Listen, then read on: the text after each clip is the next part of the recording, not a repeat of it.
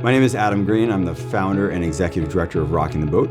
Rocking the Boat is a youth development organization. We're based in the Hunts Point section of the South Bronx, and we use the mediums of traditional wooden boat building, environmental science, and sailing to allow young people to see the power and the possibility of themselves and the beauty in their community and inspire them to really go into any direction they want in life.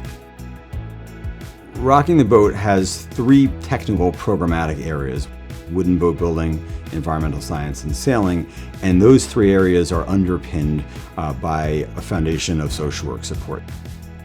A lot of my independence and kind of confidence in myself came from the job skills program, because that's kind of the point of the program in of itself.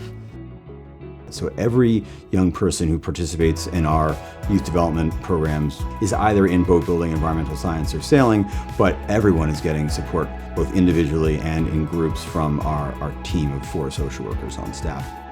Rocking the Boat has really affected me throughout so far in my life, because it was a part of me throughout all of high school and even some of middle school. What kids get out of Rocking the Boat is, wow, I can put my energy into something and see something come out of it and actually have impact beyond my own experience. And of course, that impact directly reflects back on each of us.